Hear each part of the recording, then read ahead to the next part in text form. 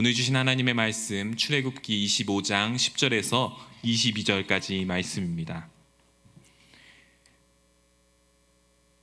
구약성경 출애굽기 25장 10절에서 22절까지 말씀, 제가 가진 성경으로 구약 119페이지에 있습니다. 출애굽기 25장 10절에서 22절까지 말씀, 제가 한 절, 여러분 한 절 교독하도록 하겠습니다. 그들은 조각목으로 궤를 짜되 길이는 2규빗 반, 너비는 1규빗 반, 높이는 1규빗 반이 되게 하고, 너는 순금으로 그것을 싸되 그 안팎을 싸고 위쪽 가장자리로 돌아가며 금테를 두르고 금고리 넷을 부어 만들어 그 네 발에 달되 이쪽에 2고리 저쪽에 2고리를 달며 채를 만들어 금으로 싸고 그 채를 궤 양쪽 고리에 꿰어서 궤를 매게 하며 채를 궤의 고리에 꿰은 대로 두고 빼내지 말지며 내가 내게 줄 증거판을 궤 속에 둘지며 순금으로 속죄소를 만들되 길이는 2규빗 반, 너비는 1규빗 반이 되게 하고 금으로 그룹 둘을 속죄소 두 끝에 쳐서 만들되 한 그룹은 이 끝에 또 한 그룹은 저 끝에 곧 속죄소 두 끝에 속죄소와 한 덩이로 연결할지며 그룹들은 그 날개를 높이 펴서 그 날개로 속죄소를 덮으며 그 얼굴을 서로 대하여 속죄소를 향하게 하고 속죄소를 궤 위에 얹고 내가 내게 줄 증거판을 궤 속에 넣으라. 함께 읽겠습니다. 거기서 내가 너와 만나고 속죄소 위 곧 증거궤 위에 있는 두 그룹 사이에서 내가 이스라엘 자손을 위하여 내게 명령할 모든 일을 내게 이르리라. 아멘. 오늘 주신 말씀으로 하나님의 임재를 구하는 삶, 하나님의 임재를 구하는 삶이라는 제목으로 하나님의 말씀 전하도록 하겠습니다. 오늘 우리가 읽은 말씀은 애굽에서 종살이하던 이스라엘 백성들을 하나님께서 모세를 통하여 구원하시고 광야를 지나 시내산에 도착하게 하셔서 하나님의 말씀 계명을 주시고 이제는 그들로 하여금 하나님의 성막, 하나님의 임재를 상징하는 성막을 짓도록 하시는 그 말씀의 초입부를 살펴보고 있습니다. 신기하게도 오늘 송호선 목사님께서 마지막 찬양하신 예수 나의 좋은 치료자, 이것은 이 노래를 부른 사람들이 텐트 메이커스라는 찬양팀이에요. 텐트 메이커스. 구약적으로 표현하자면 성막을 짓는 사람들이라고 표현할 수 있을 것 같아요. 우리는 언제나 어디서나 하나님의 백성은 성막을 짓는, 하나님의 성막을 짓는 삶을 살아야 합니다. 하나님이 이스라엘 백성으로 하여금 성막을 짓도록 하신 이유는 인간 편에서 보자면 거룩하신 하나님께서 인간을 직접 만나면 그 인간은 너무나도 죄악되기 때문에, 또 구름과 번개와 아주 무서운 두려워할 만한 모습이시기 때문에 하나님께서는 성막으로 그들 가운데 거할 수 있도록 이스라엘 백성들을 배려해 주신 것입니다. 그러나 하나님 편에서 본다면은 하나님께서는 그들 가운데, 나의 백성 가운데 거하고 싶어 하시고 나의 백성을 만나시기 원하시고 언제 어디서나 함께 하고 싶은 하나님의 열정과 사랑으로 우리가 이 성막을 바라볼 수 있다는 것이죠. 그러므로 이러한 하나님의 임재를 구하며 하나님의 임재를 경험하는 삶, 그것이 성막을 짓는 삶이라고 하는 것입니다. 오늘 말씀을 통해서 이러한 하나님의 임재를 구하며 하나님의 임재를 경험하는 삶이 어떠한 삶인지 오늘 성막 말씀을 통해서 함께 살펴보고자 합니다. 우리 출애굽기 25장 10절을 한번 같이 읽어보도록 하겠습니다. 그들은 조각목으로 궤를 짜되 길이는 2규빗 반, 너비는 1규빗 반, 높이는 1규빗 반이 되게 하고, 하나님께서는 출애굽기 25장 1절에서 9절까지 성막의 재료, 예물들에 대해서 말씀하시고 그 다음 바로 무엇에 대해서 말씀하십니까? 지성소, 더 정확히 말하면 지성소 안에 있는 단 하나의 기구, 법궤를 만들 것을 먼저 명령하시죠. 저는 이 부분에서 하나님께서 건축에 대해서 잘 모르시는구나, 건축을 하나님께서는 잘 모르시구나, 이런 생각을 조금 했습니다. 왜냐하면 보통 건물을 먼저, 뼈대나 구조나 먼저 건물을 먼저 짓고 그 안에 인테리어를 하고 그 다음 그 안에 가구를 들여놓죠. 그런데 하나님께서는 지금 건물도 짓기 전부터 가구 먼저 만들라고 하는 것 같습니다. 왜 법궤부터 만들라고 하는 것일까요? 아까도 말씀드렸듯이 성막은 하나님의 임재를 상징한다고 했어요. 그러나 사실 더 정확하게 말하면 지성소, 더 정확하게 말하면 이 지성소에 들어가는 단 하나의 기구, 법궤가 하나님의 임재를 상징하는 핵심이라고 하는 것이죠. 이 법궤가, 성막이 지어졌는데 법궤가 없다, 그러면 성막의 기능을 상실하게 되는 것입니다. 성막이 지어지는 모습을 보던 이스라엘 백성들은 어떤 마음을 느꼈을까요? 성막이 먼저 지어지는 게 아니라, 건물이, 천막이 먼저 세워지는 것이 아니라 법궤가 먼저 만들어지는 모습을 보면서 저것이 성막의 핵심이구나 라고 깨달았을 것입니다. 이 궤는요, 법궤의 궤는 히브리어로 아론이라는 단어, 나무 상자라는 뜻이죠. 아시는 분들도 있을 텐데요, 히브리어에는 이와 똑같은 테바라는 단어가 있어요. 그것도 나무 상자라는 뜻인데, 이 테바라는 단어가 노아의 가족을 구원한 그 구원 방주라는 단어를 가리키죠.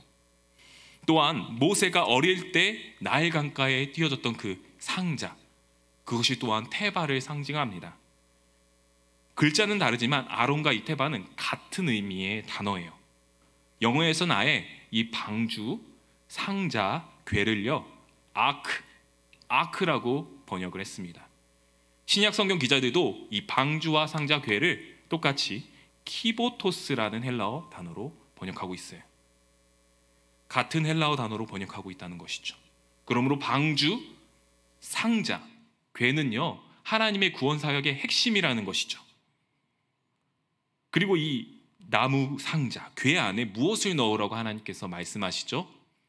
증거판, 하나님의 말씀, 우리가 추측하기로는 십계명, 율법의 정신, 하나님의 말씀을 담으라고 하셨죠.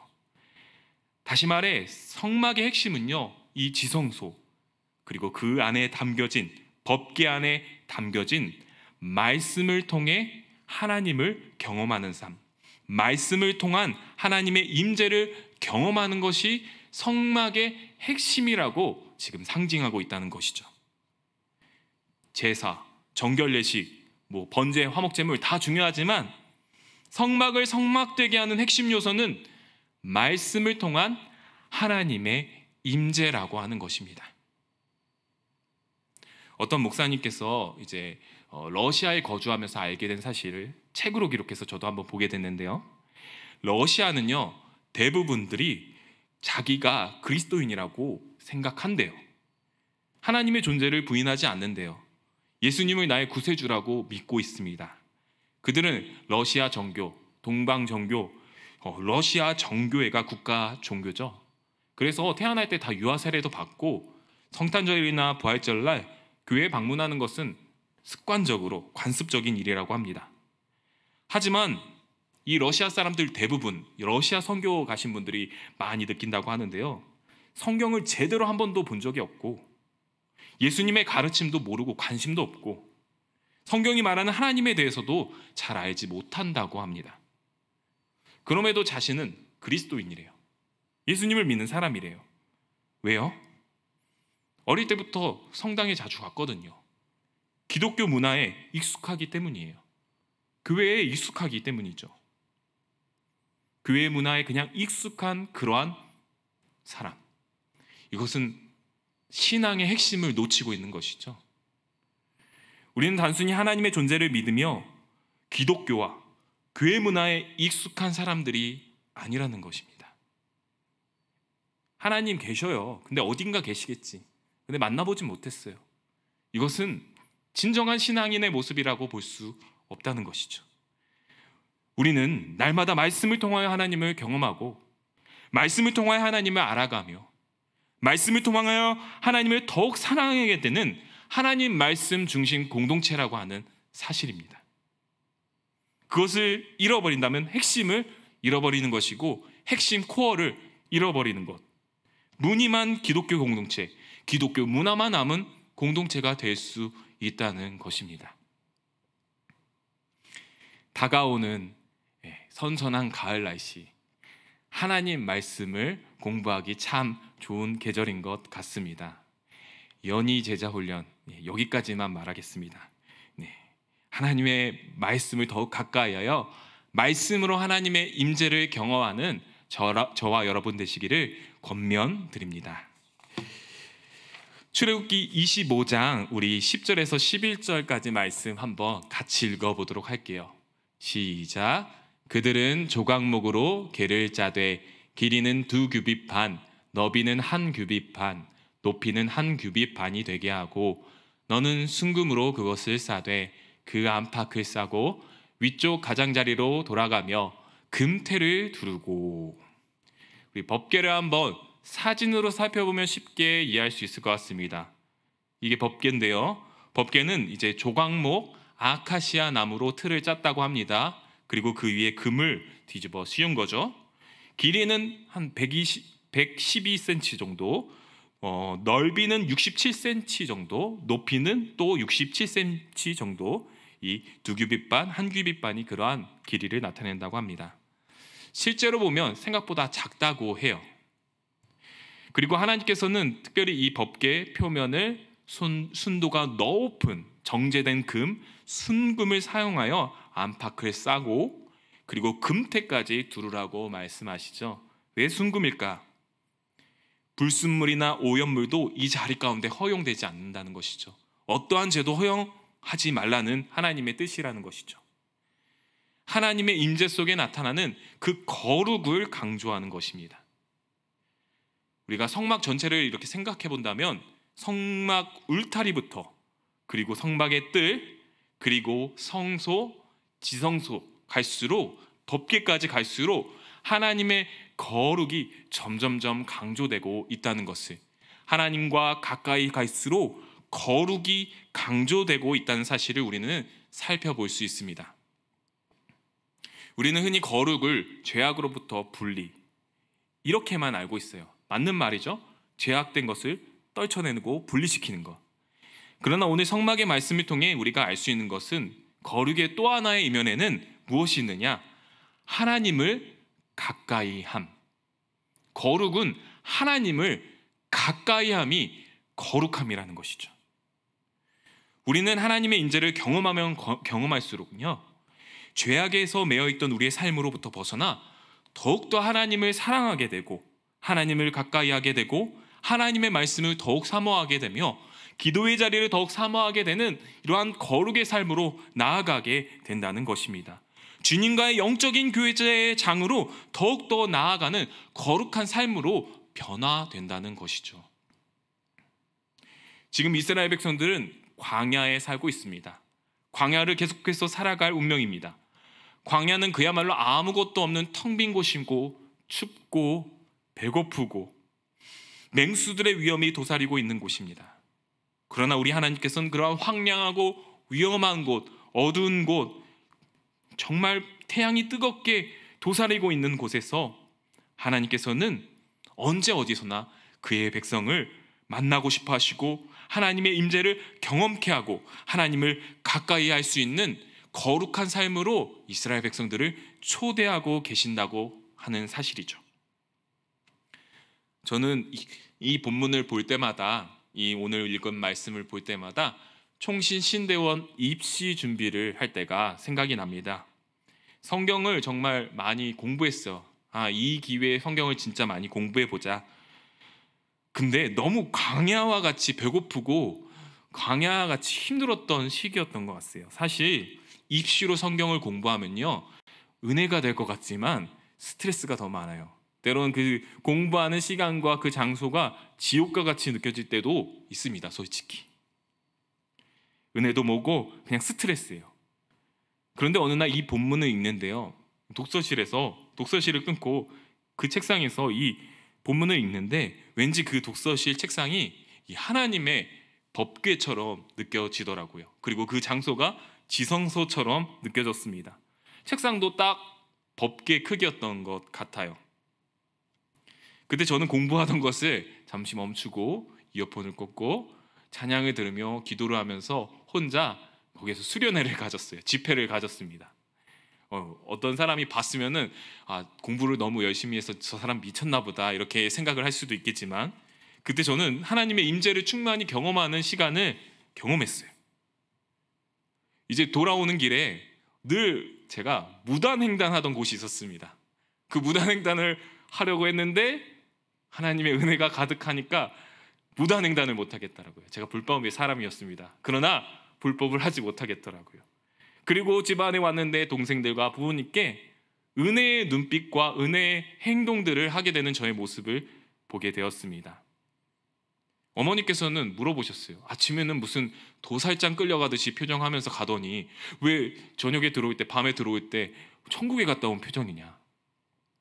여러분, 거룩은 그냥 죄악된 것, 깨끗한 것, 이런 것만 생각하는 것이 아니라 은혜의 몸짓, 은혜의 말투, 은혜의 눈짓, 우리가 은혜가 가득한 삶, 하나님을 가까이 하는 삶이 거룩한 삶인 줄 믿습니다. 여러분이 일하시는 그 직장 어디에서든지, 가정을 돌보는 그 집안 어디에서든지, 공부를 하는 학생이라면 공부를 하는 책상이든지, 그곳이 때론 광야와 같을지라도, 정말 스트레스 받는 곳일지라도 그곳에 하나님의 임재가 있다면 그곳은 거룩한 하나님 나라가 임하는 곳인 줄 믿습니다. 내 주 예수 모신 곳이 그 어디나 하늘나라. 이 찬양과 같이 은혜를 그 어디에서나 하나님의 임재를 누릴 수 있는 저와 여러분 되기를 간절히 소망합니다.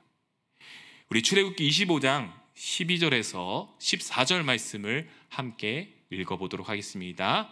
금고리 넷을 부어 만들어 그 네 발에 달되 이쪽에 두 고리 저쪽에 두 고리를 달며 조각목으로 채를 만들어 금으로 싸고 그 채를 궤 양쪽 고리에 끼워서 궤를 매게 하며. 우리 다시 한번 그림을 보면서 설명했으면 좋겠습니다. 이 법궤의 큰 특징 중 그냥 눈에 딱 띄는 게 있는데요, 날개도 있지만 저 기다란 봉이죠. 채입니다. 저것은 법궤를 운반하는 역할을 하는 채입니다. 금고리를 만들어서 채를 끼워서 이제 이동할 수 있도록 만든 것이죠. 분명 이 채를 하나님께서 만드신 이유는 광야 생활을 하면서 수시로 옮겨야 하는 유목민 민족의 이 이스라엘 백성들의 상황을 고려하신 것 같아요. 또한 제사장들이 이것을 맬 때 법궤를 만지면 혹시 제사장들이 죄를 저질렀으면 부정함이 입힐 수도 있죠. 그래서 그 법궤를 부정한 것들로부터 보호하는 역할도 했을 것입니다. 그런데 특이한 것이 있어요, 여러분. 우리 출애굽기 25장 15절을 함께 읽어보도록 하겠습니다. 시작. 채를 궤의 고리에 깬 대로 두고 빼내지 말지며. 이 채를 빼지 말래요. 봉을 빼지 말래요. 그대로 놔두래요. 절대 빼지 말라고 하나님께서 명령하십니다. 왜요? 이거 그대로 끼어둔 채 있으면 외관상 이상할 수도 있잖아요. 빼는 게 좀 더 괜찮아 보이잖아요. 그러나 하나님께서는 절대 빼지 말라고 말씀하십니다. 법궤에 흠집이 날까 봐 그러실까요? 아닙니다. 하나님께서는 이것을 통해 성막의 이동성을 극명하게 우리에게 보여주고 계시다는 것이죠. 성막은 한 곳에 고정되어 있도록 만들어진 신전이 아니라, 이방 신전과 같은 신전이 아니라 이스라엘에 가는 곳마다 그들과 함께 가기 위한 하나님의 함께 하심의 열망이 이 성막 가운데, 법궤 가운데 나타나 있다고 하는 것입니다.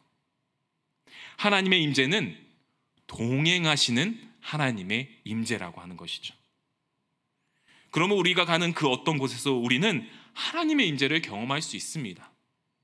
하나님께서 그곳에 우리와 함께 가시는 것을, 함께 하신다는 것을 우리가 어느 곳에서나 느낄 수 있다는 것이죠. 이 법궤뿐만 아니라 다른 성막의 도구들도 다 쉽게 분해하고 조립하고 포장, 운반할 수 있도록 만들어졌습니다. 근데 나중에 이스라엘 백성들이 가나안 땅에 정착했을 때, 그리고 솔로몬 왕이 성전을 건축하게 되죠. 다 고정형으로 변화됩니다. 근데 딱 하나만 다 고정형으로 변하는데 딱 하나만 이동형으로 남겨둬요. 무엇이죠? 바로 이 법궤만큼은 채를 빼지 않고 그대로 껴둔 상태로 이동형으로 두었다는 사실입니다. 솔로몬이 지은 이 고정적인 성전이라도 여전히 하나님의 이동성, 동행하시는 하나님의 그 임재를 우리가 느낄 수 있다는 것이죠. 하나님은 성전 안에 갇혀 계신 하나님이 아니라 어느 곳에서나 우리가 하나님의 임재를 경험하실 수 있는, 하나님을 만날 수 있는 그러한 자유로운 하나님이시라는 것이죠. 그런데요, 이러한 하나님의 이동성은요, 이스라엘에게 큰 은혜가 될 거예요. 어느 곳에서나 하나님 만날 수 있고 하나님의 임재를 경험할 수 있으니까요. 그러나 그것이 불리하게 적용될 때도 있습니다. 그들이 죄악으로 가득할 때, 하나님이 만나기를 싫어할 때, 하나님과 멀어지고 싶은 마음이 가득할 때, 죄악으로 물들 때 하나님께서 언제든지 그 이스라엘 백성들에게서 떠나가실 수 있다는 그러한 경각심을 불러일으키는 것이 바로 이 성막의 하나님의 이동성이라고 하는 것이죠. 에스겔 선지자는 환상 중에 어떤 것을 보죠? 예루살렘 성전에 우상이 가득하여 하나님이 동쪽으로 떠나시는 환상을 봅니다. 여러분 생각해 보세요.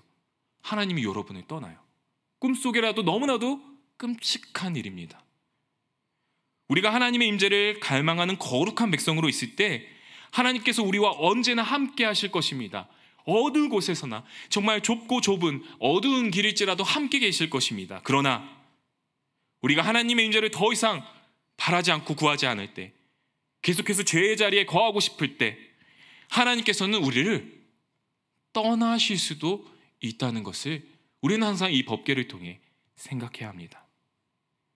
나는 정말 삶의 모든 영역에서 하나님의 임재를 구하는 삶을 살고 있는지, 지금 이 순간에도 하나님을 만나고 싶은 마음이 우리 가운데 있는지, 우리 자신을 철저하게 돌아보아야 할 것입니다.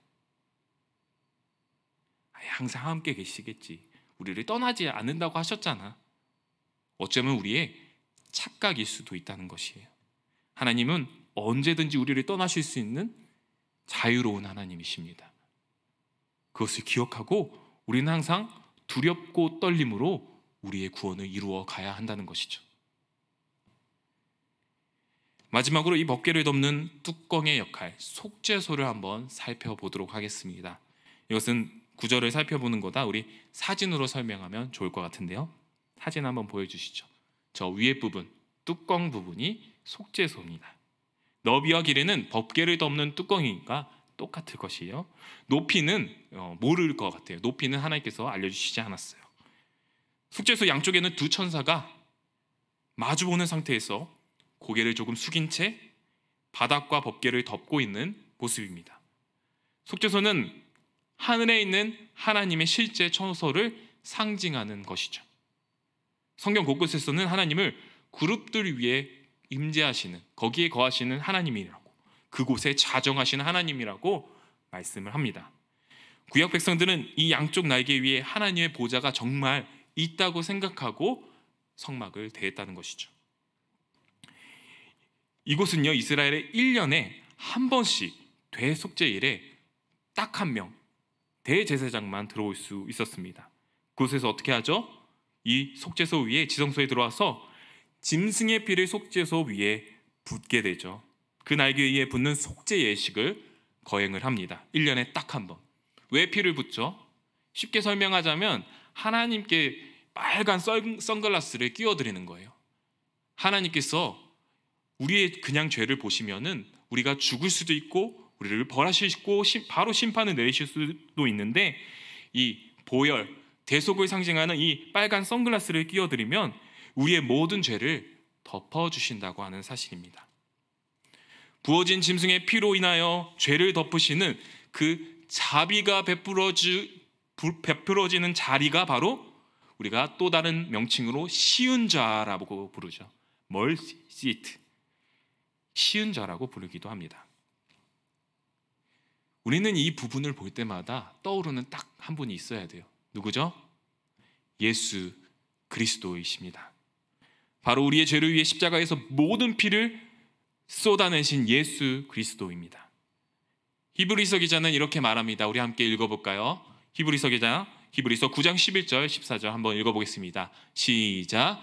그리스도께서는 장래 좋은 일의 대제사장으로 오사 손으로 짓지 아니한 것 곧 이 창조에 속하지 아니한 더 크고 온전한 장막으로 말미암아 염소와 소강아지의 피로 하지 아니하시고 오직 자기의 피로 영원한 속죄를 이루사 단번에 성소에 들어가셨느니라. 아멘. 그렇습니다. 본래 이 지성소, 법궤의 속죄소는 1년에 한 번 오직 대제사장만이 들어가서 이스라엘 백성들의 죄를 위해, 대속을 위해 짐승의 피를 뿌리는 장소였어요. 그러나 신약 백성인 우리는 예수 그리스도의 십자가 사건으로 말미암아 언제 어디서나 누구에게든지 예수 그리스도의 보혈을 의지하며 나아가는 모든 사람에게 하나님의 임재가 있는 지성소, 우리의 죄를 용서하시는 속죄소, 하나님의 보좌 앞에 담대히 나아갈 수 있는 그 은혜 보좌 앞에 담대히 나아갈 수 있는 길이 우리에게 열렸다고 하는 것입니다. 이제 예수 그리스도의 보혈로 말미암아 은혜의 보좌 앞에 나아가는 그 길이 우리에게 항상 수시로 언제든지 열려 있습니다. 그러나 사랑하는 여러분, 저와 여러분은 우리에게 항상 열려 있는 그 은혜의 보좌의 길 얼마만큼 나아가고 계십니까? 얼마만큼 하나님의 임재를 구하고 계십니까? 하나님을 만나고 계십니까? 하나님을 만나고 싶은 마음이 남아 계십니까? 우리 출애굽기 25장 22절을 한번 함께 읽도록 하겠습니다. 시작. 거기서 내가 너와 만나고 속죄소 위 곧 증거궤 위에 있는 두 그룹 사이에서 내가 이스라엘 자손을 위하여 내게 명령할 모든 일을 내게 이르리라. 아멘. 하나님께서는 우리를 만나시기 원하신답니다. 내가 거기서 너와 만나리라. 하나님께서는 언제 어디서나 어떤 순간에서 저와 여러분을 만나기를 원하십니다. 그러나 솔직하게 우리 한번 생각해 봐요. 솔직하게 정말 생각해 보았으면 좋겠습니다. 나는 지금 얼마나 하나님을 만나고 싶어 하는가? 정말 하나님을 만나고 싶어 하는 마음이 남아 있는가? 교회에서만 하나님을 만나고 싶은 마음이지 않는가? 세상 연락을 즐기는 그곳에서는 좀 하나님은 빠졌으면 좋겠다는 마음이 아닌가? 우리는 우리 자신을 철저하게 돌아봐야 할 것입니다. 왜냐하면 제가 이러한 마음이 있을 때가 너무나도 많거든요.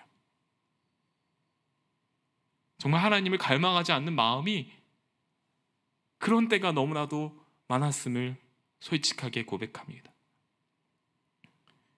그러나 우리 하나님께서는 언제 어디서나 우리가 광야에 있을 때나 푸른 초장에 있을 때나 직장에서나 가정에서나 학교에서나 바쁜 일 중에도 휴가 중에도 내가 거기서 너와 만나기를 원하노라.